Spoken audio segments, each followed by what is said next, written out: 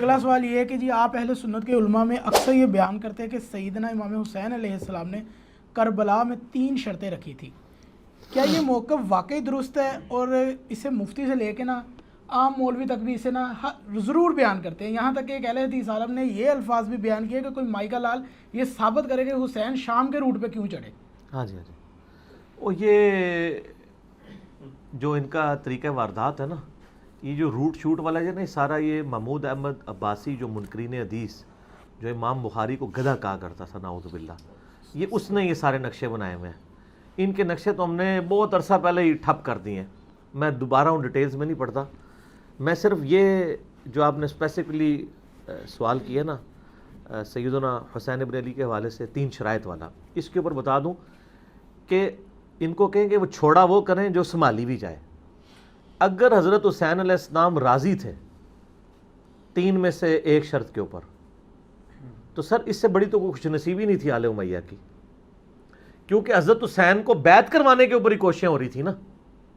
تو جب وہ خود کہہ رہے ہیں کہ مجھے شام جانے دو، میں یزید کے ہاتھ میں ہاتھ دے دوں، تو بڑی اچھی بات تھی. ابن زیاد اس وقت، میں آپ کو گارنٹی دیتا ہوں یزید کے بیعت پہ، ابن زیاد اگر یہ خط لکھ دیتا نا کہ یزید صاحب آپ کے ابا جان جس حسین سے 4 سال تک ٹل لگا کے بیعت آپ اپنی زندگی میں آپ کے لیے نہیں لے سکے نا، دیکھیں میں آپ کا ایسا گورنر ہوں کہ آپ کے ابے کے نامکمل مشن کی تکمیل میں نے کر دی ہے.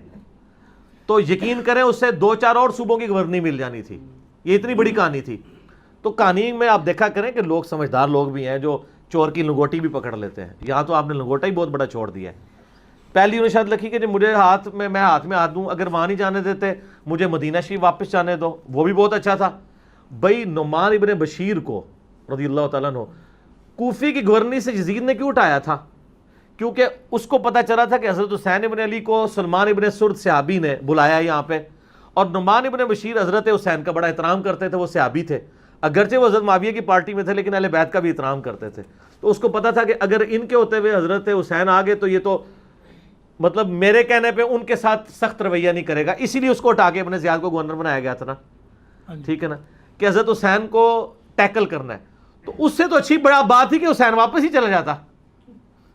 تو ابن زیاد یہ بھی کہہ سکتا تھا کہ سر دیکھیں میں نے اس کو کتنی شرط منوائی ہے، آپ نے مجھے گورنر لگایا تھا کہ حسین کے ساتھ میں دیکھو انہوں ایسا ڈرایا وہ واپس جا رہا جائے. تو اسی ڈرے سو آپ ڈرے ہوئے تھے کہ وہ یہاں آ کے نعمان ابن بشیر بھی اس کے ساتھ لینیئنٹ ہوگا تو یہاں پہ وہ گڑبڑ کریں گے اور یعنی قیام پہ لوگوں کو آمادہ کریں گے، جس کو یہ خروج کہتے ہیں. تو میں نے دیکھے ان کو، وہ کہہ رہے ہیں میں واپس بھی چلا جاتا ہوں، اور کیا چاہیے تھا. اور تیسری شرط مجھے کسی اسلامی مملکت کے یعنی وہ آپ سرحد پہ بھیج دیں، میں جا کے قتال کرتا ہوں. یہ کچھ بھی نہیں تھا. اس کے لیے تو آئے نہیں تھے، 20 بچوں کو ساتھ لے کے آئے تھے. ظاہر ہے کہ حضرت علی کے چاہنے والے تھے کوفہ میں. حضرت حسین علیہ السلام چاہتے تھے میں کچھ عرصہ وہاں پہ گزاروں، پھر وہاں سے پیسیولی ایک دعوت لانچ کروں، اور یعنی حکومت کے خلاف ظاہر ہے وہ قیام ہی کرنا چاہتے تھے. لڑائی کے لیے نہیں آئے تھے، ایک مین پاور تیار کرنے کے لیے آئے تھے.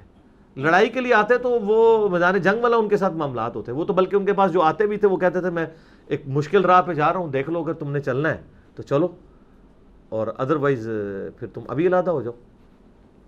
تو یہ تینوں شرائط والی بات فی نفسی غلط ہے. اور یہ کتاب ہے انصاب الاشراف میں سے. انصاب الاشراف جو ہے وہ امام بلازری المتوفا 289 ہجری کی کتاب ہے، جو پہلے 300 سال کے محدثین میں سے ہیں. لیکن اس کتاب کی صحت کے اوپر اتفاق نہیں ہے. شیخ زبیر لزئی صاحب تو اپنی وفات سے پہلے اپنے رسالے میں اعلان برات کر گئے ہیں اس کتاب سے، کیونکہ ان کا موقف یہ تھا کہ اس کتاب کے اندر صرف آپ کو آل امیہ کو بچانے کے لیے روایتیں نہیں ملیں گی، بلکہ اس روایت میں تو حضرت معاویہ کو بچانا بھی مشکل ہو جائے گا. میں اصول برکت کے لیے آپ کو صرف ایک روایت بتا دیتا ہوں جو بلازری نے اپنی کتاب کے اندر لکھی ہوئی ہے، اور ایون مسند البزار میں بھی موجود ہے.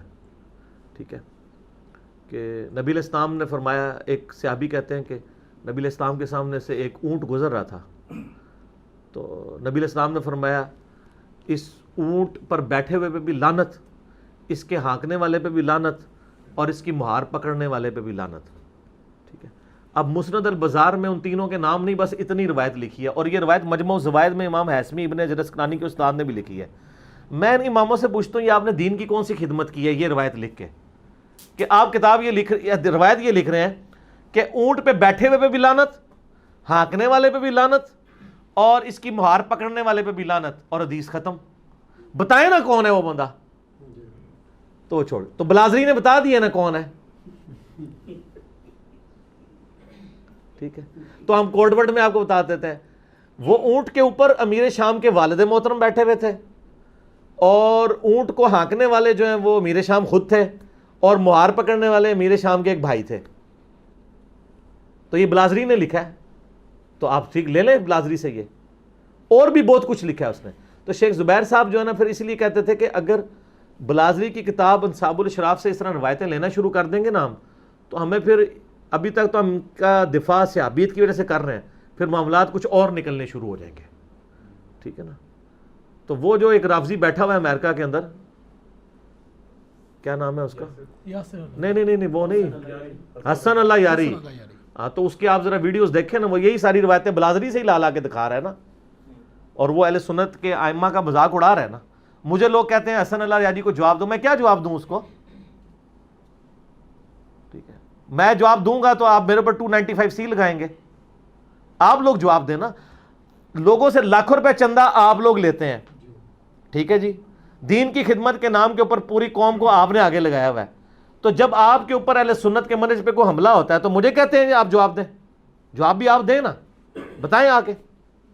تو یہ سب فراڈ ہے. بلازری والی آندہ کبھی بیان بھی نہ کرنا یہ 3 شرائط والی. اس کتاب سے ہی جان چھڑا لو تو زیادہ بہتر ہے. ٹھیک ہے، تو یہ کتاب فراڈ ہے. اس کے علاوہ تاریخ دمشق میں بھی باقی جگہوں میں موجود ہے. شیخ زبیر صاحب نے اپنی کتاب جو فضائل صحابہ میں نا یہ روایت لکھ کے نا انہوں نے لکھا کہ حلال بن یصاف تک اس کی سند صحیح ہے. حلال بن یصاف کا واقعہ کربلا میں ہونا ثابت نہیں ہے. اس زمانے کا آدمی ضرور ہے وہ، لیکن انہوں نے اپنی جان چھڑائی. انہوں نے لکھا کہ سند اس کی صحیح ہے الا حلال بن یصاف، اور یہ ان کا پرانا موقف تھا. بعد میں تو انہوں نے مرنے سے کچھ مہینے پہلے الحدیث رسالے میں لکھ دیا کہ انصاب الاشراف کا اپنے مصنف سے ہونا ہی ثابت نہیں ہے. لہٰذا تو وہ اب میں مکتبہ اسلامیہ سے کہوں گا سر وہ فضائل صحابہ میں جو آپ نے یہ کہانی لکھی ہے نا 3 شرائط والی حضرت حسین کے چیپٹر میں، وہ کاٹ دو. وہ تو شیخ زبیر صاحب وفات وقت توبہ کر چکے تھے، اونٹ تک چھاپ رہے ہو. نکال دیں وہ.